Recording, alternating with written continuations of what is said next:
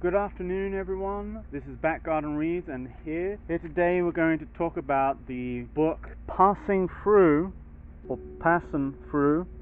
by Louis L'Amour. I already reviewed one of his books called The Skyliners. This book has come quite a long time after The Skyliners because there's a ton.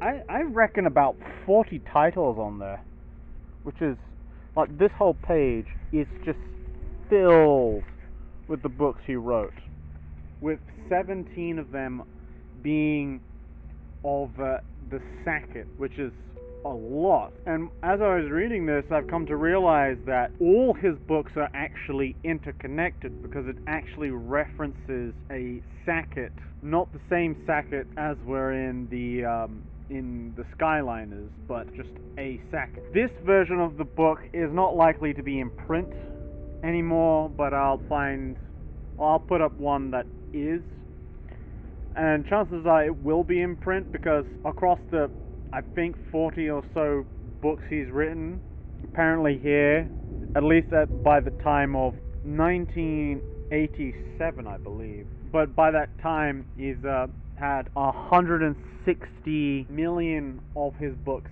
in print. Quite an accomplishment. I mean, James Patterson, like, he's written something to the tune of 200 books, and he's only just recently hit 100 million copies sold. But that's neither here nor there.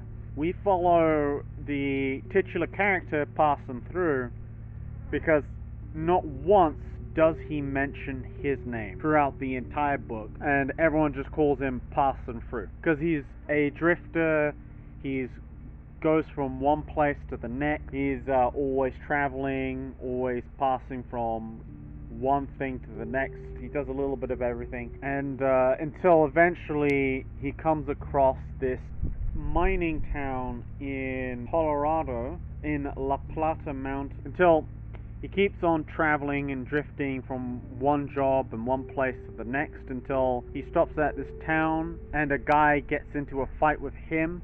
However, he kills the instigator, and then the guy's buddies, friends, pals, whatever, took him and tried to hang him on a supposedly cursed horse with the skull and crossbones brand on it.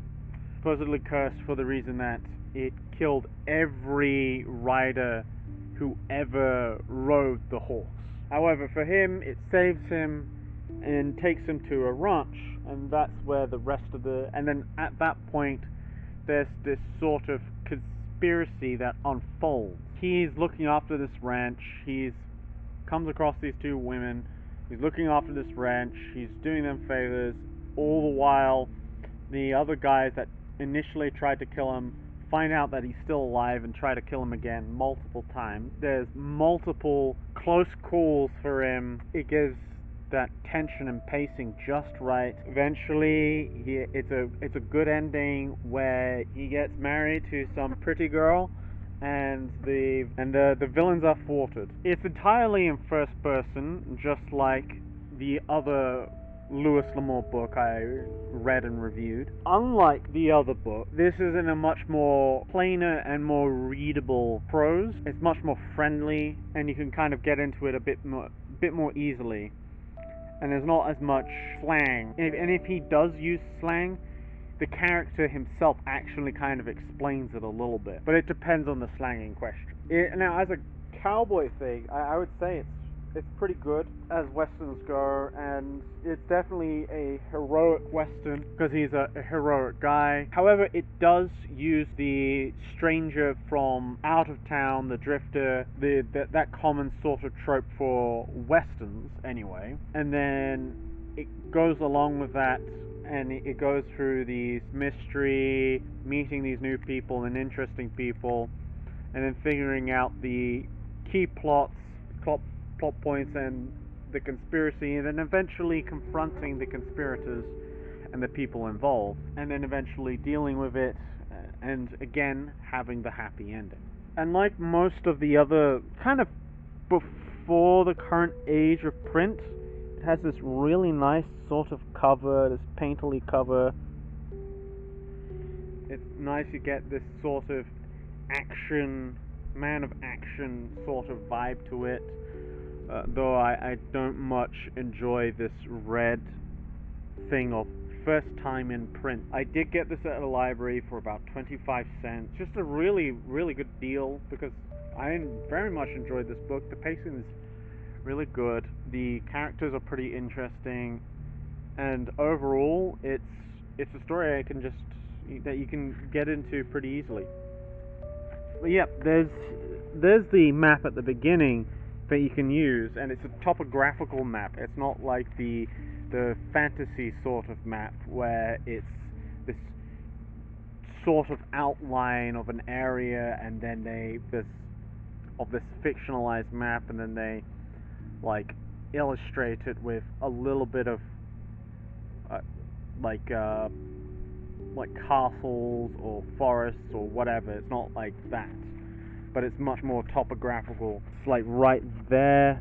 You can't see it, but there's like in the corner of the map, it shows the four corners of Utah, Colorado, Arizona, and Mexico.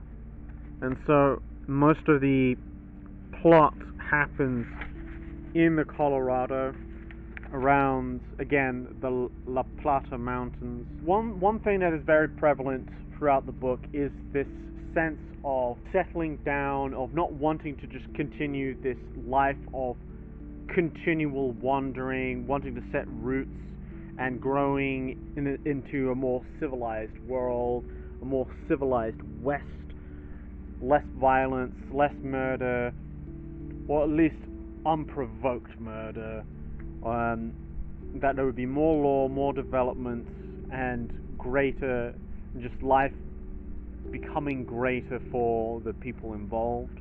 Because you get that with the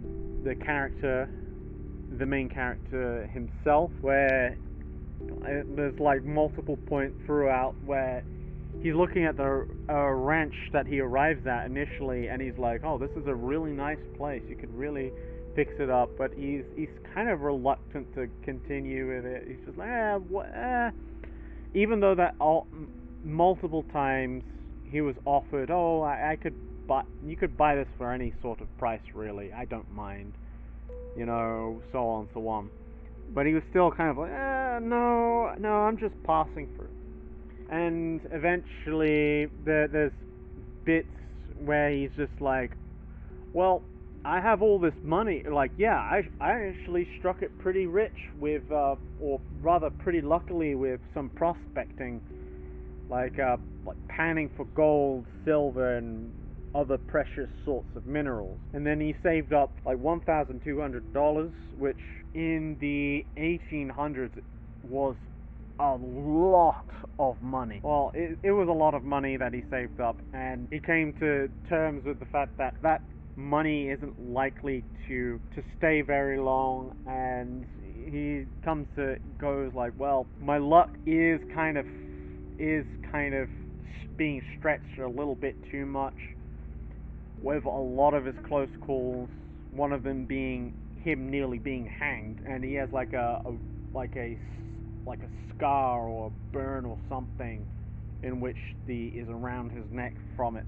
And then eventually he does settle down, and it's a pretty good ending. It's not exactly fairy tale. And another thing of like this maturing and this settling down is this constant thing of like, well, I can't just go up and murder a guy for no reason. I can't. I have to have some reasoning for it. I'm not just some outlaw or criminal like that. And you do get that in the previous book I reviewed too. However, it plays much more to the theme of this story than it does the previous one.